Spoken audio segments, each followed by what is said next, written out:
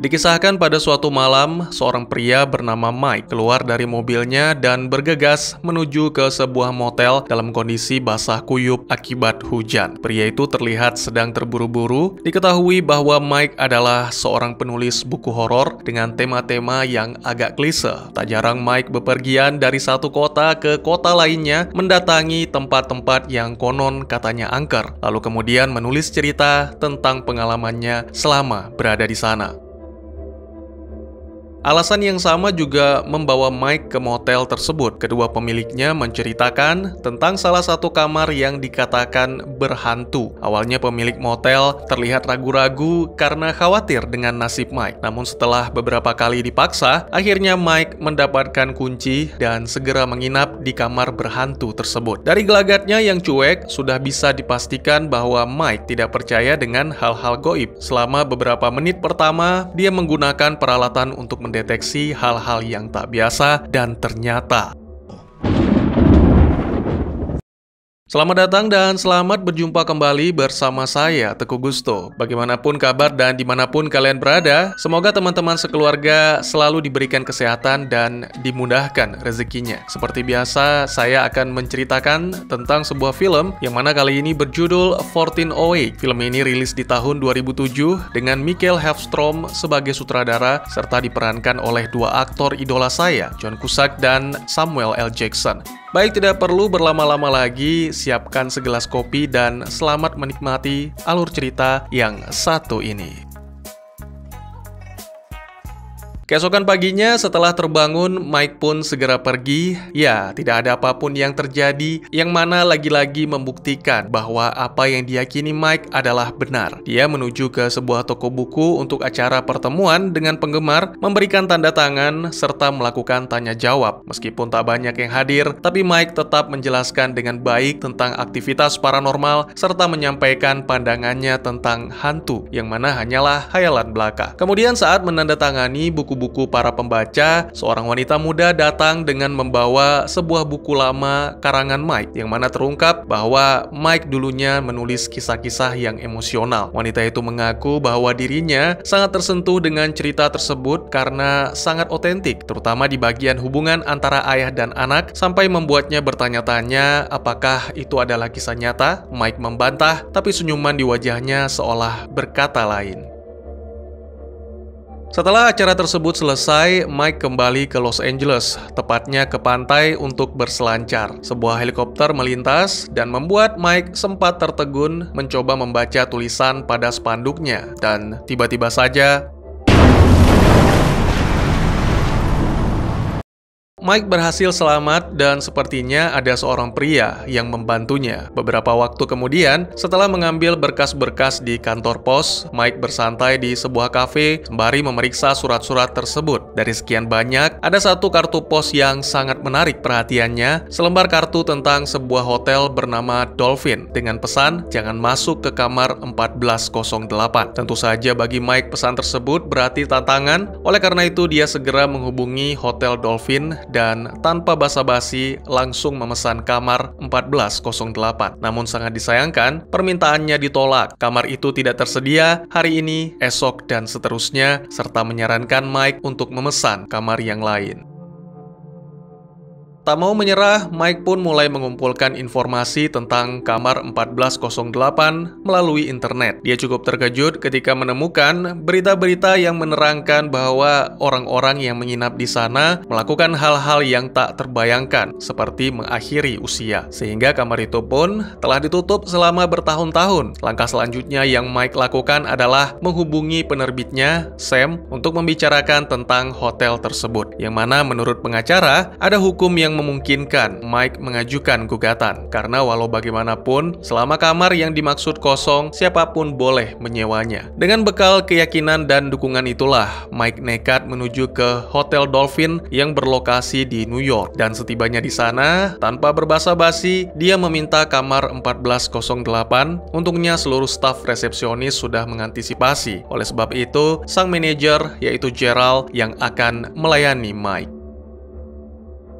Tak lama berselang, keduanya sudah berada di ruang kerja Gerald untuk membicarakan tujuan dan berapa lama Mike akan menginap di kamar 1408. Ya, tentu saja Mike hanya menginap selama 1 malam untuk menjalankan profesinya. Namun Gerald segera mengungkapkan bahwa itu tidak mungkin, tidak ada yang mampu bertahan di sana lebih dari 1 jam. Si manajer itu juga menyebutkan bahwa total ada 56 orang yang telah meninggal di kamar tersebut. Sebagai bukti, Gerald mengeluarkan buku catatan dan mengizinkan Mike meminjam sebagai bahan yang bagus untuk bukunya, serta memberikan sebotol minuman klasik seharga $800 sebagai penghormatan, asalkan Mike tidak menginap di kamar terkutuk itu. Mike dengan senang hati menerima, tapi dia telah bertekad untuk tetap menginap di kamar 1408 atau gugatan akan segera dilayangkan. Damn it to hell. I'm sorry. Gerald pun menyerah dan dengan sangat terpaksa dia harus mengantar Mike. Bunyi elevator menandakan bahwa mereka telah tiba di lantai 14 dan disinilah keduanya berpisah karena Gerald tidak ingin berada di dekat ruangan yang dianggap sebagai tempat iblis bercinta. Mike berjalan melewati lorong sembari membaca buku catatan Gerald. Pada awalnya semua terlihat normal, bahkan ada seorang pelayan yang sedang bersih-bersih. Namun ada sesuatu yang membuat Mike benar-benar terkejut ketika nyaris mendekati ruangan 1408.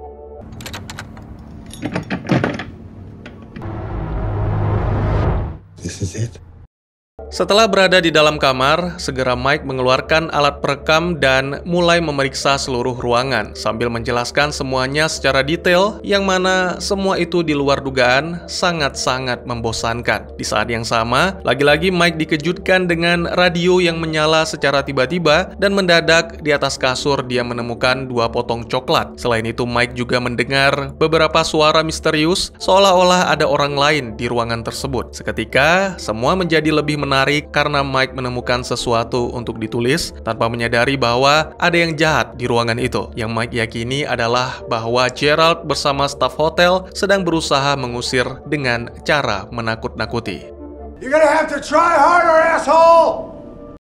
Tak lama kemudian, suhu di dalam kamar meningkat akibat terjadi masalah pada pengatur suhu. Saat kondisinya semakin parah, Mike segera menghubungi operator, meminta agar dikirimkan seorang petugas untuk menangani masalah tersebut. Lalu setelah memeriksa seluruh ruangan dengan lampu UV, terdengar ketukan pintu yang ternyata dari seorang petugas. Namun dia menolak masuk karena tidak ingin mati konyol. Si petugas memberi arahan kepada Mike dari depan pintu dan segera pergi menghilang bagai hantu setelah semuanya teratasi.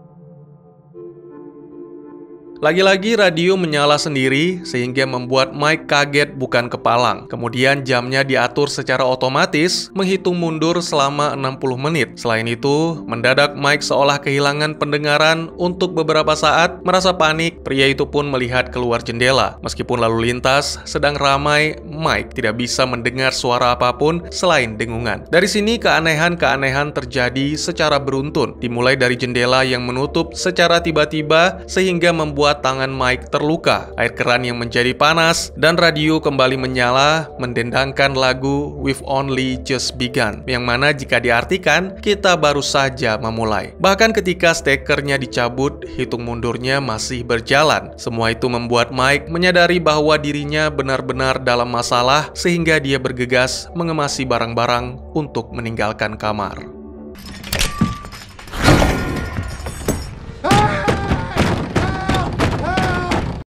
Tidak berhenti sampai di situ. Sesuai dengan yang dikatakan Gerald, tidak ada seorang pun yang bisa keluar setelah masuk ke kamar 1408. Hal ini dibuktikan dengan kunci yang tiba-tiba patah, gagang pintu yang copot, dan tentu saja pintu itu sama sekali tak bergeming walau didobrak berkali-kali. Kemudian, Mike pun mencoba cara lain dengan berteriak meminta tolong lewat jendela. Dia sempat melihat seorang pria di seberang gedung. Mike terus meneriakinya sambil melambaikan tangan sampai akhirnya menyadari bahwa itu adalah bayangannya sendiri, dan tiba-tiba saja sosok menyeramkan hendak menyerang dengan sebilah pisau.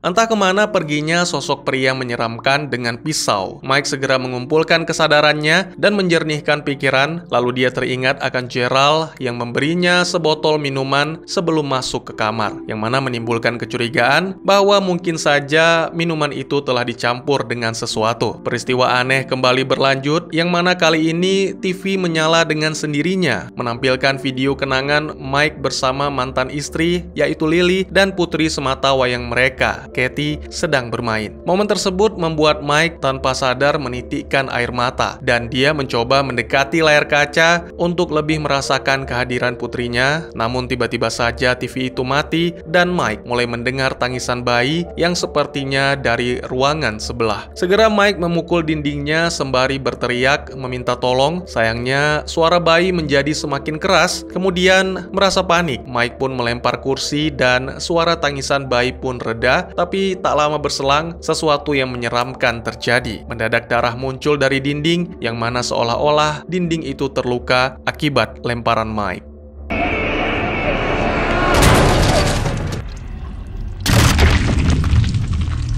Tak ingin menyerah, Mike kini mempelajari denah lantai untuk mengetahui bahwa ada beberapa kamar di sebelah 1408. Karena pintu masih tidak mau terbuka, maka dia memutuskan untuk menyeberang dari jendela setelah merekam sebuah pesan bahwa jika Mike jatuh, maka sesungguhnya itu karena kecelakaan, bukan karena 1408. Secara perlahan dia berjalan di tepi gedung sampai akhirnya menyadari bahwa kamar yang dituju tidak ada. Setelah aksi gila dan menegangkan yang membuat Mike nyaris mati, ketika berhasil kembali, Mike segera memperhatikan denah dan mengetahui bahwa semuanya berubah. Tertera bahwa di sana hanya ada kamar 1408. Kini pintu dan jendela telah benar-benar ditutup dengan dinding beton. Mike yang tidak percaya bahwa semua ini benar-benar terjadi, memutar rekaman sebelumnya untuk memastikan kewarasan, dan selain itu, rekaman tersebut juga mengatakan bahwa kamar 1408 berhantu.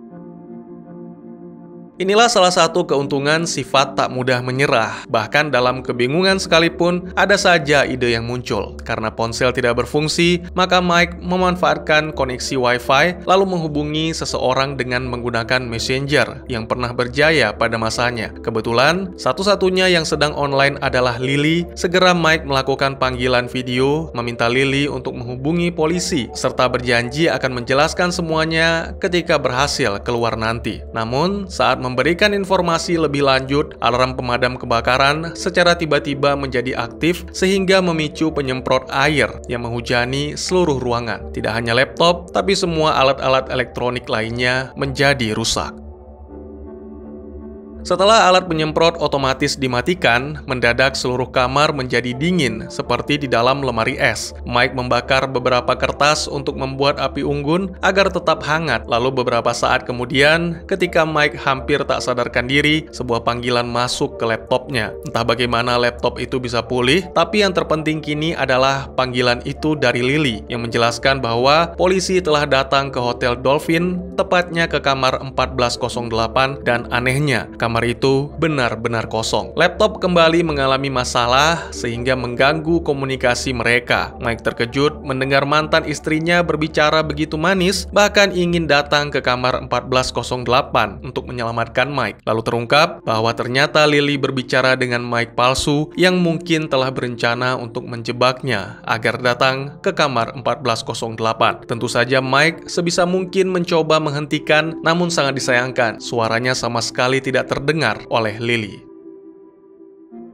Tiba-tiba saja terjadi guncangan yang menyebabkan dinding retak dan semua yang ada di ruangan itu menjadi rusak. Hujan pun mulai turun, seolah-olah Mike berada di atas kapal yang dilanda badai. Hal tersebut membuat mata Mike tertuju pada lukisan-lukisan yang kini mulai bergerak. Salah satunya adalah lukisan kapal. Kemudian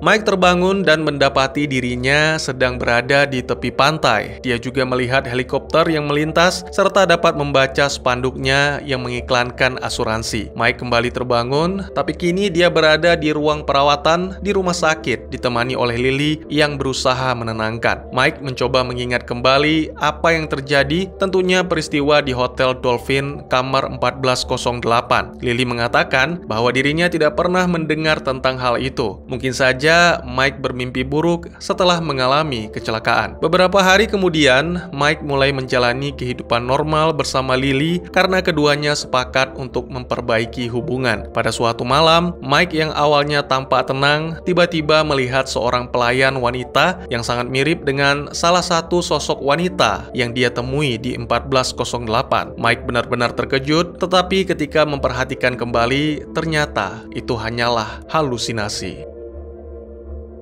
Selagi masih mengingat semuanya dengan jelas, Mike berinisiatif menulis tentang mimpinya di kamar 1408. Tak butuh waktu lama baginya untuk menyelesaikan naskah tersebut sehingga memutuskan untuk mencetaknya. Kemudian Mike pun segera menuju ke kantor pos untuk mengirim cetakan itu ke penerbit. Namun para petugas mengatakan bahwa mereka telah tutup dan ternyata wajah salah satu petugas sangat mirip dengan seorang bellboy yang ditemuinya di Hotel Dolphin. Akhirnya, Mike menyadari bahwa 1 minggu yang telah dia lewati hanyalah sebuah mimpi dan kenyataannya dia masih terjebak di ruangan terkutuk. Kamar itu memperburuk situasi dengan mengubah kondisi menjadi hancur berantakan. Saat Mike berteriak meminta pertolongan, Katie tiba-tiba datang mengungkapkan bahwa dirinya lah yang membutuhkan pertolongan. Mike sebenarnya tahu bahwa semua itu hanyalah halusinasi, tapi dia juga tak kuasa menahan diri untuk memeluk putrinya yang sangat-sangat ia rindukan. Pada momen ini terungkap bahwa Katie meninggal beberapa tahun yang lalu akibat kanker, dan alasan mengapa Mike meninggalkan Lily karena wajah Lily mengingatkan Mike akan Katie. Kembali ke 1408, Mike mengatakan kepada Katie bahwa mereka akan kembali bersama, hidup bahagia sebagai keluarga seperti dulu, dan Mike berjanji akan membawa Katie pergi. Tapi sangat mengejutkan, seketika Katie mati dalam pelukan. Mike merasakan sedih yang teramat sangat dan bertanya-tanya mengapa dia harus kembali merasakan kehilangan yang begitu pedih. Tiba-tiba alunan lagu merdu kembali terdengar, dan bersamaan dengan itu tubuh Katie menjadi batu menyatu dengan puing-puing. Hal itu membuat Mike menggila sehingga mulai merusak dan melempar benda apapun yang ada di sekitarnya. Sementara musik terus dimainkan, diperlihatkan bahwa waktu mundur pada radio hanya tersisa beberapa detik lagi. Pada adegan berikutnya, ketika waktu mundur telah mencapai 0, Mike menemukan dirinya kembali ke kamar 1408 dengan kondisi yang lebih rapi, sama seperti saat pertama kali dia masuk. Waktu juga telah diatur ulang menjadi 60 menit, menunjukkan bahwa Mike akan terjebak di dalam lingkaran iblis tanpa akhir. Tak lama berselang, Mike menerima telepon dan menanyakan mengapa mereka tidak segera membunuhnya. Operator mengatakan bahwa Mike dapat memilih untuk tetap tinggal di sana atau meninggalkannya dengan cara yang telah ditentukan. Di saat yang sama, Mike melihat kuburannya bersebelahan dengan kuburan Katie. Dia menyadari bahwa 1408 memaksanya untuk mengakhiri hidup sama seperti penghuni sebelumnya. Tanpa ragu, Mike menolak untuk check out dan operator kembali mengancam, kali ini dengan mengatakan bahwa Lily sedang dalam perjalanan untuk menjemput Mike di kamar 1408. Tentu saja hal itu membuat Mike merasa khawatir sehingga mengubah keputusannya. Dia melihat botol minuman yang diberikan oleh Gerald kini telah terisi penuh. Dengan cepat, pria itu membuat molotov dan menyalakan api. Go to hell! Tentu saja hal itu memicu alarm pemadam kebakaran, sehingga membuat semua orang di hotel menjadi panik. Ditampilkan Lily yang baru saja tiba, memberitahu para polisi bahwa suaminya berada di kamar 1408. Sementara itu, Mike sendiri duduk dengan tenang sambil mengisi paru-parunya dengan nikotin. Dia juga tertawa lepas melihat kobaran api yang mulai membakar seluruh ruangan. Ya, Mike menegaskan bahwa jika memang harus mati, maka dia akan membawa serta kamar itu ke neraka.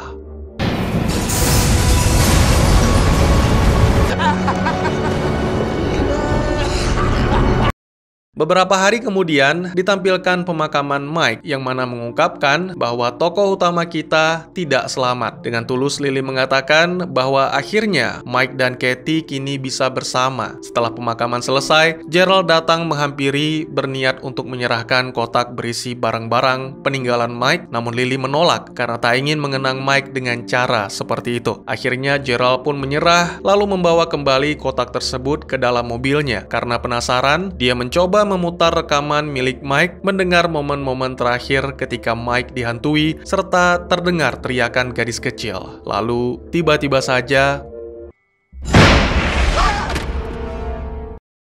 film pun ditutup dengan menampilkan kamar 1408 yang telah hancur, dan menurut keterangan Gerald, kamar itu akan ditutup untuk selamanya. Ditampilkan juga arwah Mike yang masih terjebak di sana mengikuti suara panggilan yang dianggapnya berasal dari Katie. Dan tamat. Ya, saya yakin kita semua sepakat bahwa 1408 adalah perpaduan seram dan suram tanpa harus ada bintang muda yang mempesona, hal sadis atau penyiksaan yang mengerikan. Terkadang film horor tradisional dengan atmosfer yang kuat dan ketegangan psikologis dapat memberikan pengalaman yang sama atau bahkan lebih menyeramkan. Sebagai informasi, 1408 diadaptasi dari karya pendek Stephen King tentang seorang penulis kisah-kisah horor, tapi sebenarnya tidak pernah percaya dengan hal-hal berbau gaib. Oleh karena itu, dia melakukan petualangan untuk membuktikan apa yang dipercayai atau ditakuti oleh sebagian besar orang. Tidak perlu khawatir jika teman-teman pernah menonton filmnya secara utuh dan menemukan perbedaan dengan alur cerita saya. Karena sebenarnya 1408 memiliki 4 ending yang berbeda. Keputusan tersebut diambil oleh sang sutradara karena ingin menyesuaikan dengan kisah-kisah Stephen King, yaitu meninggalkan kesimpulan yang ambigu. Yang pertama adalah versi Director's Cut. Versi ini, seperti yang saya ceritakan dalam video, muncul dalam versi Blu-ray dan juga beberapa jaringan televisi atau layanan streaming.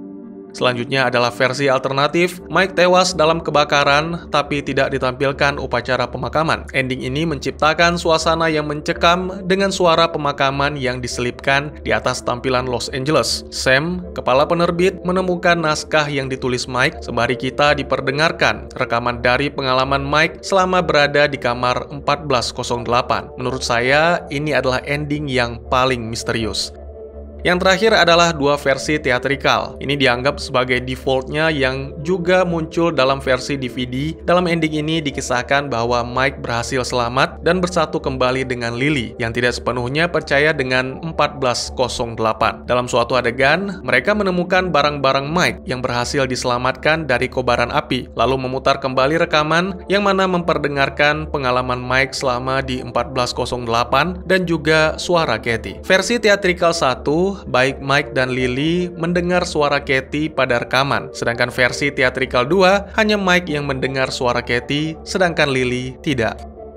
Ending ini membuat saya berpikir tentang makna yang berbeda, bahwa itu menyiratkan Mike benar-benar memutuskan untuk mengakhiri segalanya dengan menggunakan tali, dan bahwa peristiwa kebakaran tidak pernah terjadi. Lily benar-benar datang ke Hotel Dolphin, melakukan hal yang sama seperti Mike, yaitu memaksa Gerald untuk mengizinkannya masuk ke kamar 1408. Ya, dia dikelabui oleh Mike palsu yang kita lihat pada monitor laptop, dan adegan terakhir sebenarnya adalah sebuah penyiksaan yang dimulai dengan menunjukkan kehidupan yang Lily impikan bersama dengan Mike, di mana Mike telah sepenuhnya berhenti dari pekerjaan yang membuatnya terobsesi, dan keduanya siap memulai sesuatu yang jauh lebih baik. Ini berdasarkan ekspresi Mike yang datar ketika mendengar suara Katie pada rekaman dan langsung menatap Lily, karena dia telah menjadi salah satu roh yang menghantui kamar 1408. Bagaimana pendapat kalian? Segitu saja teman-teman, silahkan berkomentar, bertanya, ataupun merequest kira-kira film apa yang menarik untuk dibahas. Bisa lewat kolom komentar, atau buat yang malu-malu bisa via DM ke Instagram saya di @tegugusto. Insyaallah pasti akan dibaca. Mari kita jadikan kolom komentar sebagai sarana penambah wawasan dan menciptakan jalinan persaudaraan, bukan malah menjadikannya sebagai tempat pembulian sehingga menciptakan permusuhan. Jangan lupa untuk dukung terus channel ini dengan cara share, like, dan subscribe karena dukungan dari kalian sangat berharga bagi saya demi perkembangan channel ini. Saya Gusto, sampai jumpa di video selanjutnya. Tetap semangat, tetap bersyukur setiap hari. Dadah!